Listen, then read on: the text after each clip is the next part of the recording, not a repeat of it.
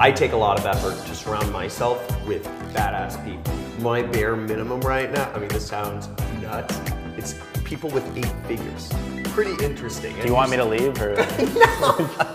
No. But you just taught us about why you became an entrepreneur, told us a bit about how you chose Amazon, like why you chose Amazon, how you pick your area where you're gonna make money. And you're actually gonna go over in this video exactly how to make $10,000 or more per month with Amazon FBA. Yes. So this is your formula right here, huh?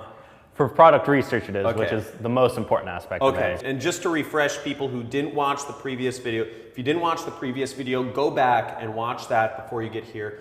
But basically, the way Amazon FBA works is you choose a product that you like and that you believe is gonna sell well, and then you get it from China, and then you send it to Amazon, and Amazon sells it for you, they ship it for you, and then they pay you the money. The big trick is how to pick products that are going to make you money. And $10,000 a month is, I think, a good barometer for any good life. So let's get into it. Yeah, so like I said, product research, by far most important aspect. Okay. You choose a bad product, doesn't matter how good your marketing and everything else is, it probably won't sell well. You choose a good product and you suck at everything else, it'll probably still sell well. So first thing we go off of is the sales. So obviously you need sales. So I look for normally 200 plus in sales. Now it can vary on different categories. Sometimes I'll look for higher, but this is the minimum average I want to see. So normally I use a tool called Jungle Scout. It's a little Chrome extension. You click on a certain keyword and it'll pull all the data for the top listings for that keyword. Okay. So I then look at the top products on all those. I'll normally look at the top 10 or top 12, and I want to see at least the majority, probably I say 7 out of 12, meet this criteria of 200 plus in sales. So the 7 out of 12 of the top products in that category. So let's say I'm searching up camping hammocks for that keyword, because Amazon's all about ranking for different keywords. My whole goal is to see where I think I can rank myself for that keyword. So I want to make sure that keyword is getting sales for those products. So when I search that keyword, I want the majority of people to have sales that I think I can get. So if they all have 100, I'm probably not going to be able to come in and get 200, because that's not what the market can hold. But if they all have 500, I might be able to get that. So over 200, we're good. Cool. So that's the demand aspect of it. Now reviews on Amazon are kind of how you gauge competition. Not 100%, but normally, if you see someone with 1,000 reviews versus someone with 10, you're gonna buy the one with 1,000 reviews. It's just feels more professional, more real to the person.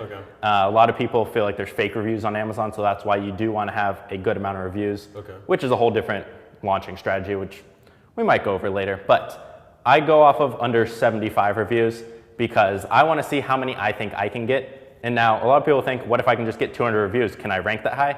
No, it doesn't work exactly like that. But if I see, again, the majority, so 7 of the first 12 listings being under 75 reviews, then I say, okay, that's not too competitive. I can probably go after that product.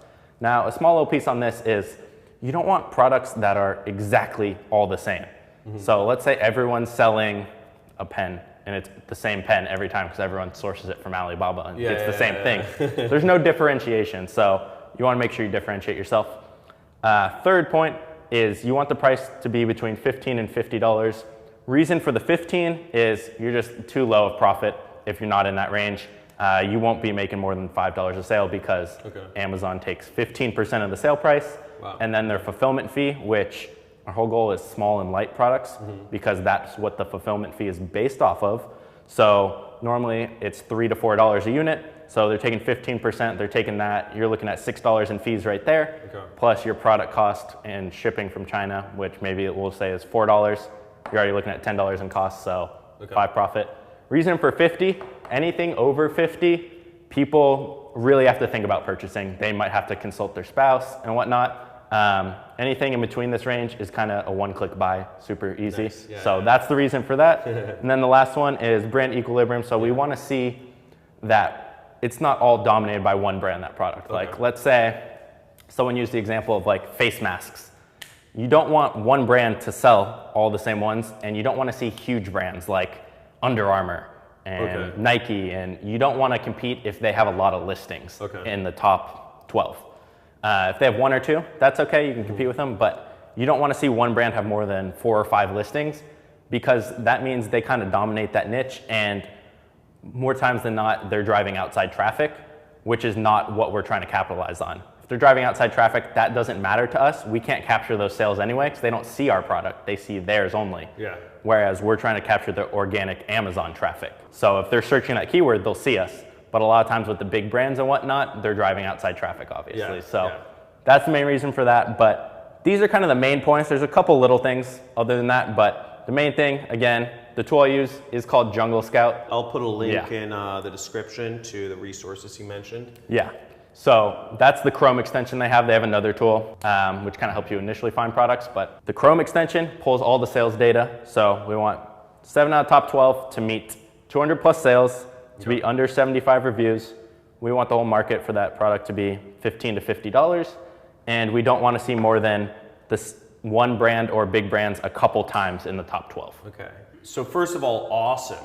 One question is, I mean, you broke it down pretty simply right here. If it's this easy, why isn't everybody doing this? Or is there more to it than just this? There's more to it, but one of the things is there's not hundreds of products out there that meet this criteria at one point. They go in and out. It's kind of being first to the market with a product, and it'll meet these numbers when it's kind of growing. Example, fidget spinners. I got in on those very, very early. Are you serious? Sold them, and then they died. I don't like going for fads, but that's an example of one. Got super competitive, so when I started, it wasn't. If you look now, thousands of reviews, you can't even rank. So it just takes time to find products. It's not as easy as like, oh, I'm gonna go search for an hour or two to find a product. It can take a couple hours, it can take a couple days, a couple weeks. Normal for me is a week or two to find a product. And again, it's always a risk, but there is more to it. And usually just most of these parameters, if you know a little bit what you're doing on choosing the product, you'll be good. Your worst case normally is, oh, okay, maybe I ordered $1,000 worth of product and I sell, instead of aiming for 7 sales a day, maybe I'm hitting 3 or 4. Okay, so you're still making $20, $30 a day. So now your worst case is you're profiting 1,000 and you just don't reorder that product. So worst case is your money's tied up for 3 or 4 months if you're selling really slow. Because our initial orders are normally 200 to 500 units. So that's kind of usually your worst case. Now, can you lose money? Yes. If you do advertising and other things and you're not doing it well, you can. Will you? Probably not.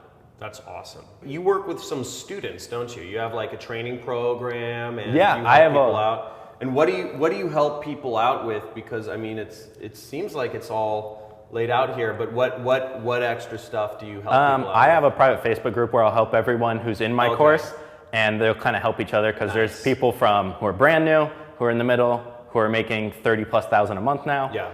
And we'll just all help each other out in there. The main thing is I'll review products they have. So like I said, the little Chrome extension, it's like an Excel sheet of data. They'll screenshot that and I'll analyze it for them and tell them, oh, that product's pretty good or too competitive or not enough sales or brand dominated. So it's when it gets close on these and they want me to review them, I will in that group. So that's badass. The most important aspect. We should actually talk about mentors soon. We should do something on mentors, but one thing I talk to my audience a lot about is just how you are the 5 people you surround yourself with. And if you surround yourself with only people who are employees, only people who are skeptical, only people who get paid an hourly wage or a monthly salary, it's not gonna be much help for you. You're not gonna get out of that because you're gonna be continually dragged back into that zone, especially if you're not connecting with any other people that are actually driving sweet cars, that are, you know, my buddy's buying a Gulfstream jet, you know, next month, which is really cool. You know, it's $10 to $15 million, right? If you're not surrounding yourself with badass entrepreneurs. So if this is something that is, if you think you want to start an Amazon business, if that's like a direction where you say, okay, this is something I'm ready to do, dude, I would totally encourage you guys to check out this guy's training stuff. Is it all right if I put up some links or something? And basically I'll put up some links to his private groups. I think that's awesome. And I take a lot of effort to surround myself with badass people. My bare minimum right now, I mean, this sounds nuts, it's people with 8 figures. people with 8 or 9 figure businesses or net worths. Pretty interesting. Do you want me to leave or? No. I still hang with all my crew, but you know what I'm saying. Yeah. Like, it's about, for me, it's, you know, leveling up. Awesome stuff, dude. Thank you so much for sharing this. Guys, make sure you leave comments. If you have any questions, put them in the comments right now. Let us know.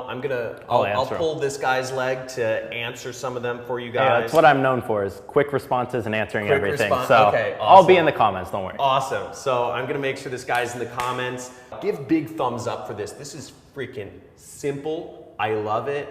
It's easy. There's no reason for you guys not to be crushing it. Get out. If you guys are on a train to nowhere, if you guys are tired of watching your friends become successful around you, watching people have families or be happy or buy sweet cars or buy houses, and you're like, what am I doing? Guys, you have freaking right here, or, you know, my program, it's all out there. You guys just have to do something.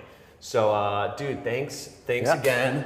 Dude, awesome stuff. And let's do I'll put up a bonus video about mentors. I don't know if you've had any mentors, but we'll go over some of those influences and some of that stuff. So thanks for watching, guys. Subscribe, probably subscribe to my channel, subscribe to this guy's channel, and I will see you guys in the next video, guys. Stay tuned for the one bonus video on mentors.